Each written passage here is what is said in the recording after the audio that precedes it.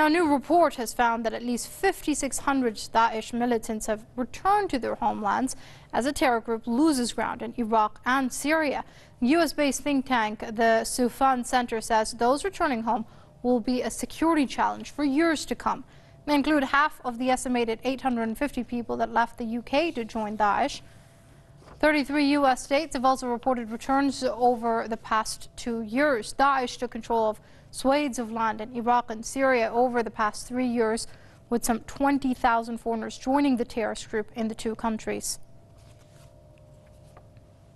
Joining us via Skype from Ontario is Jason Unruhe. He's a political analyst. Many thanks for joining us here on Press TV, Mr. Unruhe.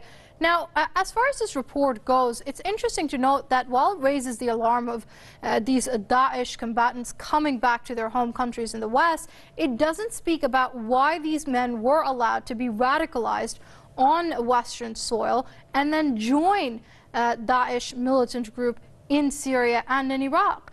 Don't Western governments have a responsibility as far as that is concerned? Oh, absolutely.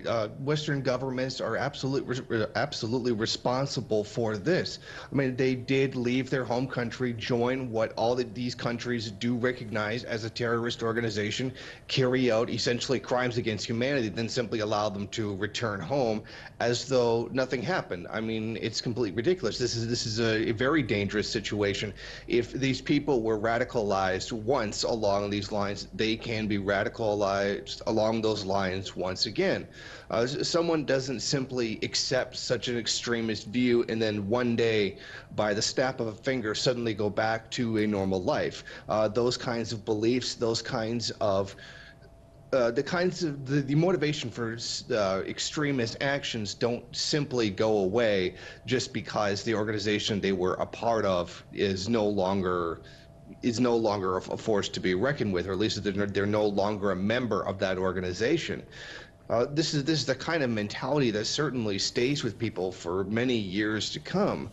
But they've just been allowed to walk back into their home countries after having committed these atrocities against the people of Syria and Iraq primarily, and they're left to go on as though nothing had ever happened. And the Western powers have completely focused all their attention on supposedly defeating ISIS in these regions, but then let these fighters just walk away back home. And a lot of them are, frankly, could be ticking time bombs waiting to join the next radicalist movement, or even to become frustrated with where they live at home now and simply carry out kind of terrorist attacks against the Western countries themselves. It's a very nonsensical situation.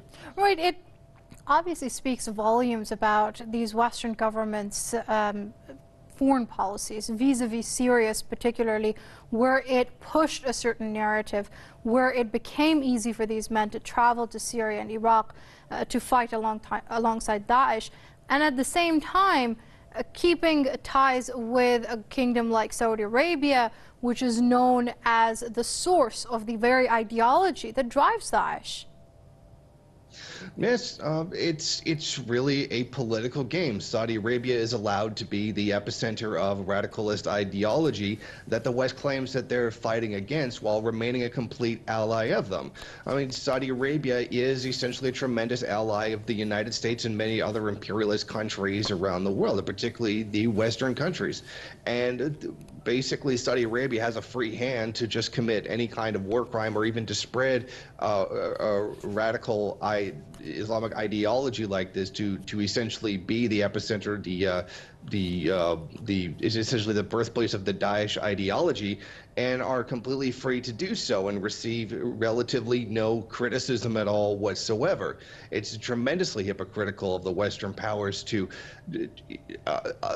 and announce that they are right to interfere into other people's countries to fight ISIS when they're largely responsible for the creation of ISIS, and then on top of that are tremendous allies to those who are pushing the idea. Okay, let's leave it there for now. That's political analyst Jason Unruhe joining us live from Ontario. Mr. Unruhe, thank you very much indeed for your comments here on Press TV.